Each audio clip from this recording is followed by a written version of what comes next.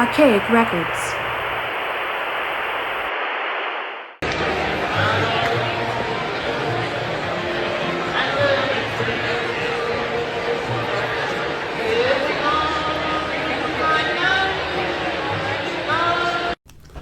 Hey, what's up, everybody? It's Archaic Records here with you again.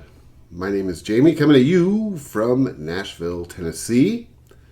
And as you can see, I have been joined once again by my very special guest, my lovely wife, Marina. Hi. Her and I just got back from last night's show, the second night of a limited 2-night residency at the Ryman Auditorium by West Virginia alt-country Americana singer Sierra Ferrell.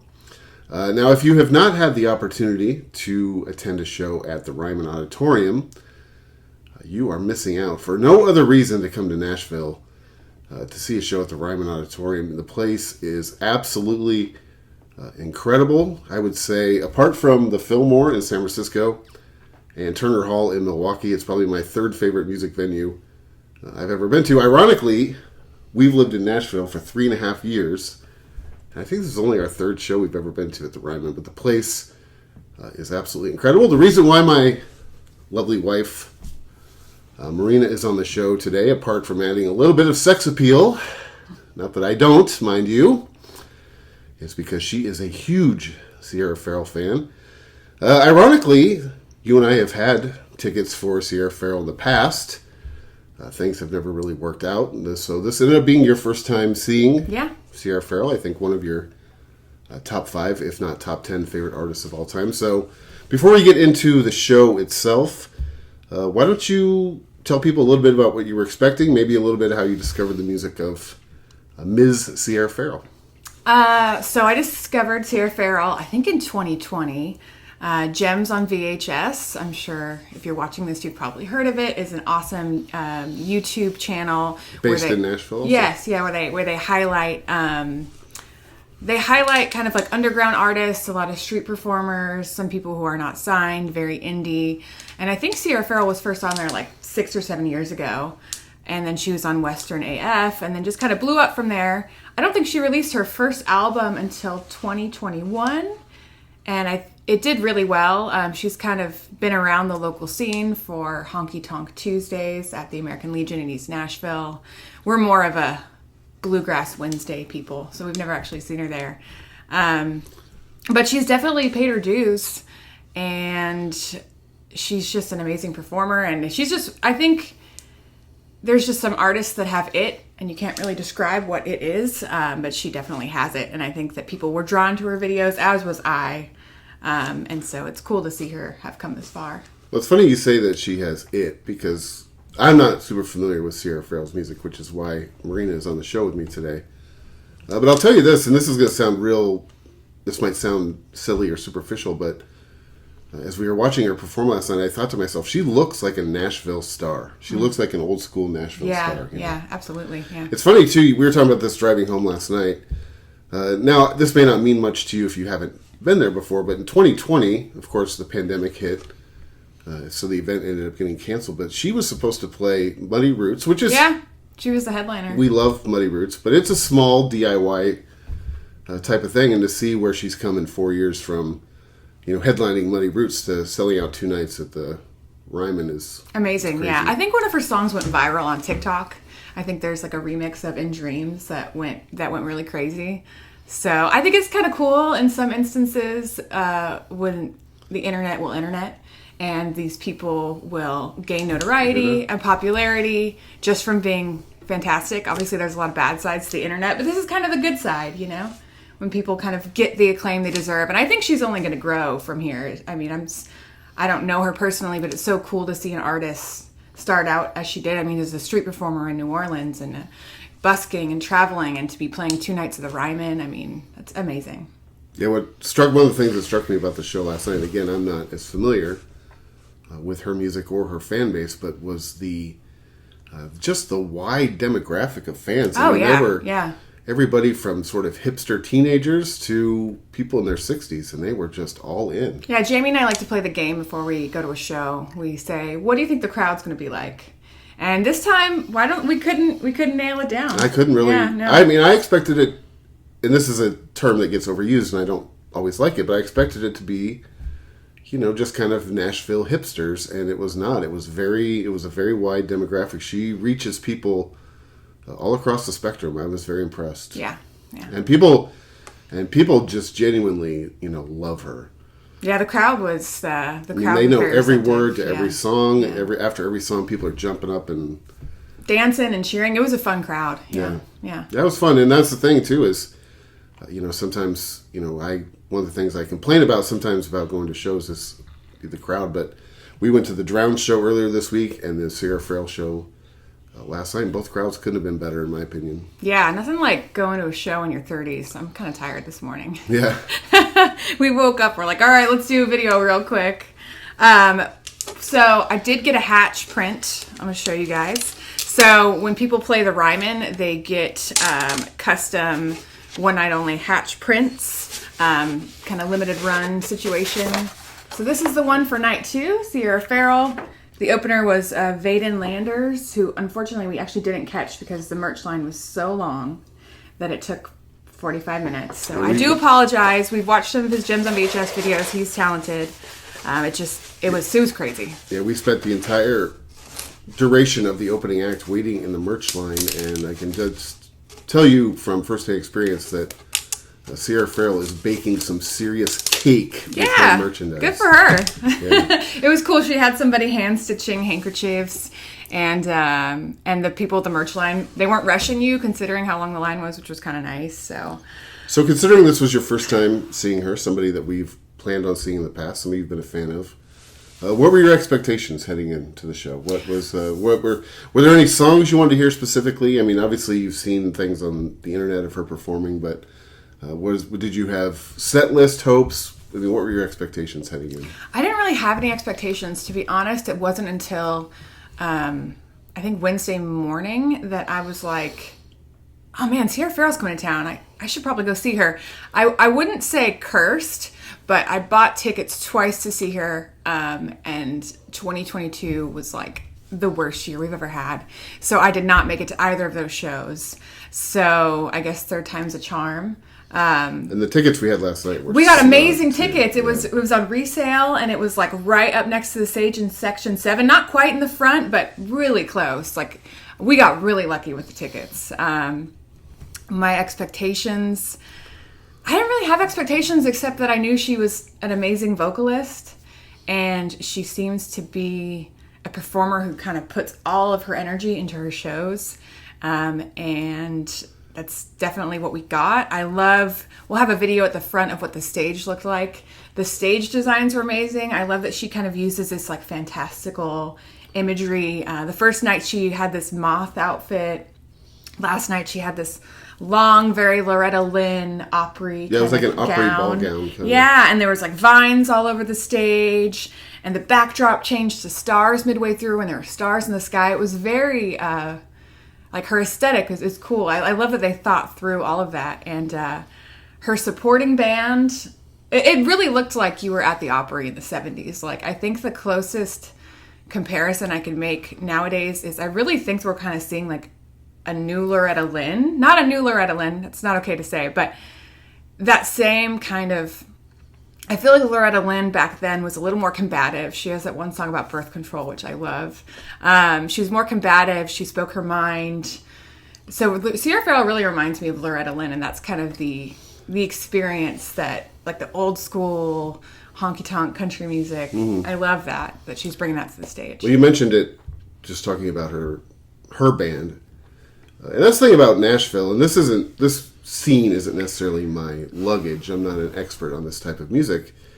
But one thing about Nashville, living here when it comes to the music, is you get spoiled by the level of musicianship in these bands, especially bands that are artists, solo artists in particular, that are based in Nashville, who can go out and hand-pick their players, because the people that you get in Nashville, these aren't guys you're buying off the rack at Walmart. I mean, these guys are the flakiest crust. That's one thing about Nashville. Every time I go out to eat in Nashville, or we go anywhere, I always assume that my server in Nashville is the world's greatest banjo player. Yes, yes. It's kind of like living in Los Angeles in that sense. I've always heard that when you live in Los Angeles, your server is always a screenwriter or some very underappreciated, actor. That's what living in Nashville is, and the guys in her band. Oh, amazing! I mean, holy crap! Yeah. The guy we were sitting sort of stage right, and the guy standing in front of us played the electric acoustic guitar and the fiddle at a world-class level. Yeah. She had a second fiddler who kind of came and went as he was needed during the show, and he could just pucker your butthole. She had an amazing bassist. Her drummer was just off the hook. But musically, I thought the highlight for me was her mandolin player. I mean, I'm not even a mandolin guy, and that guy just... He was over there just like doing stuff that I couldn't even imagine. And her band and the whole vibe very much gave me like Grateful Dead. It's sort of a feel. Jammy bluegrass. Jammy bluegrass, yeah. It's not like... I don't know, it's hard to explain, but if you haven't seen her, you have to. I did want to talk about a couple... First of all, I wanted to ask you, not being a Sierra Ferrell fan going into it, what did you think of the show? Well, like I said, I thought her musicians were just unbelievable. I don't know her music very well at all, apart from some of the stuff that I've heard you playing throughout the house. The thing that strikes me in my car, always. About her is, for one thing, and this isn't unusual when it comes to musicians, but she is just like a smurf. She's tiny.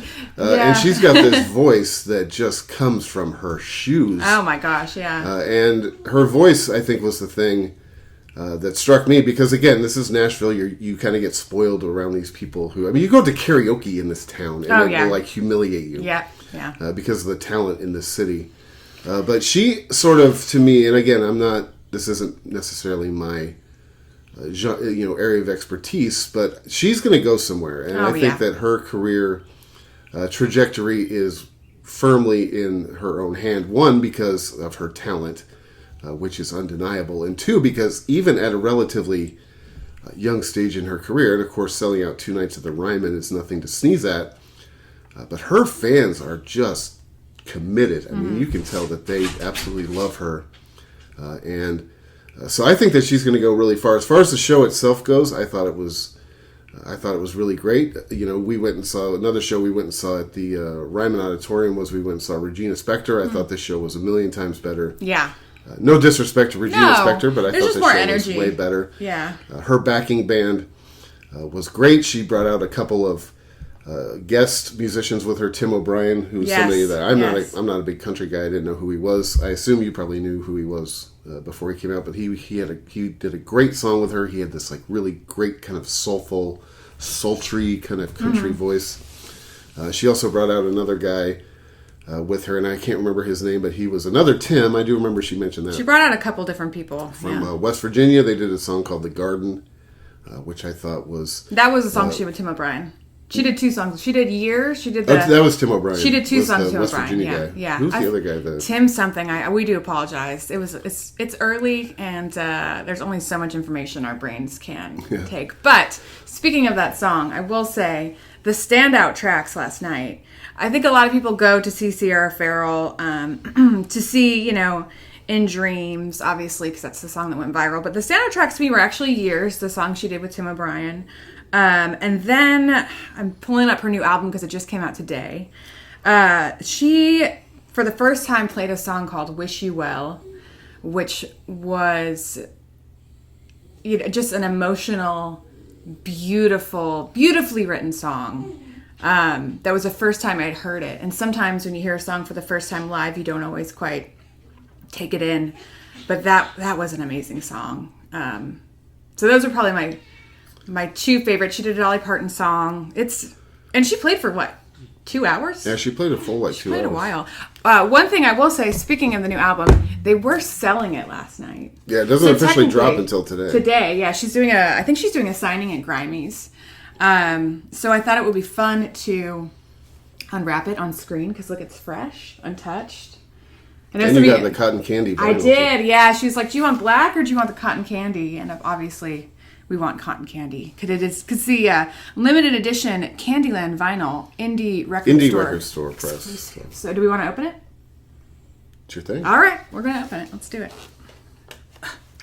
While she's opening that, I'd like to mention the fact that Marina will be back on the station this week as we review the new record. We haven't listened to it as of yet, but she will be back probably Tuesday, so you might want to... Yes, we're going to have a listening party.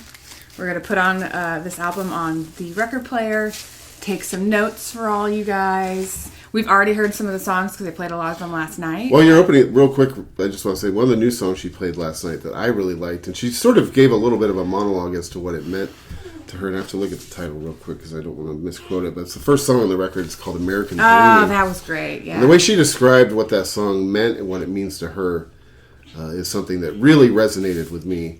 And I don't want to sit here and paraphrase her because she spoke so eloquently, so I'll just let it stand on its own 2 feet. But the song American Dreaming was a song that stood out to me as far as anything that I hadn't heard before. Mm-hmm. Yeah, American Dream. On this album, the ones Dollar that stood Bill out, Bar is Dollar Bill Bar was fun. They played Fox Hunt as kind of like right before the encore, which is just a high energy, almost tribal sounding song. It was a great kind of way to finish out that part of the set. And then I already talked about Wish You Well. That one is a tearjerker. Okay, we got it. We got it open. Now it's time to reveal. I guess I gotta do this on camera. Okay. Oh, cool. Okay, we got some lyrics with some beautiful flowers. There we go. And now, the part you've all been waiting for, or at least I have. I wanted to open it when we got home last night, but it was late, and we wanted to wait. Okay, will you do the honors, babe? She's better with this stuff than I am. That's nice. Ooh, it's pretty. Yeah, that's really nice. Yeah. So Cotton candy vinyl. Well done, whoever. Yeah, whoever pressed this. Beautiful. Together. Yeah. It was really pretty. Yeah. Yeah, there's a lot we just want to hop on here and talk about the show because it was such a great time. And if Sierra Ferrell's coming to your town, you have to see her because I think she's only going to get more popular. Another highlight, real quick before we bail, one of the highlights for me, at least as far as the set goes, I think it was the second song of her encore. She came out and did a song called Me and Bobby McGee, which is, honestly, it's not really a song that I'm a huge fan of, generally speaking. I actually liked her version better than any other version of that song I've ever heard. You also have to show them your T-shirt. Oh, yes, I got a T-shirt. Rest of the swag. Okay, I'm going to struggle with this later. Yeah, I always lose my temper on air when I'm doing this. Yeah. Okay, I did get a T-shirt. I have far too many T-shirts, so I... Sort of Grateful Dead inspired. Like you say, I limited myself to one. Yeah. But yeah, I got a T-shirt, of course. Got to support. But yeah, we'll be back for an album review in a couple of days. Like I said, I'm sure we missed some things. It was such a whirlwind of a show, but if she's in your town, see her because she's only going to get more and more famous and well-deserved. She did a great job. And if you're ever in Nashville and you don't check out the Ryman, you need to get therapy, my friends. It's on you. Yeah. All right. Anything else you want to add before we... No, that's it. Yeah, it was great. All right. Well, like I said, Marina will be back here on probably Tuesday as we review the record.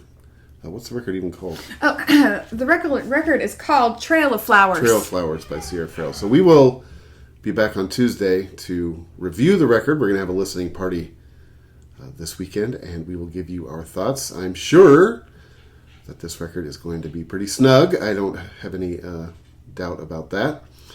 So as of for right now, at least, I'd like to thank my wife, Marina, for joining me, talking about one of her top 5, at least 10 favorite artists Definitely, of all time. I think she slipped into the top 5 slots last night. I got to really reevaluate, but that was, yeah. Before we get out of here, also, I mean, last night we were driving home. I mean, you said this was one of your top 5 favorite shows ever. Life-changing. So it was great. It was life-changing. So I do think you have to mention that because we don't live too far from downtown, but we drove. It takes us about 10, 15 minutes to drive home, and getting downtown is. I mean, she was gushing the whole time. Yeah. She was just a puddle. Anyway, man, thank you so much for checking out this video. If you have a chance to go see Sierra Ferrell in your town or here in Nashville, Tennessee, I would highly recommend it as somebody who is not even an expert. I'm sure you would too. Anyway, thank you so much for checking out this video. This is Archaic Records along with my wife, Marina. Be sure to go out and support your local record store. Check back every week for Morrissey Monday, a weekly celebration of all things Morrissey and the Smiths. I know Marina can't get enough of that. Mm-hmm. As well as other record content and album reviews, including the new Sierra Ferrell album this coming week. And until next time, my friends, talk to you then.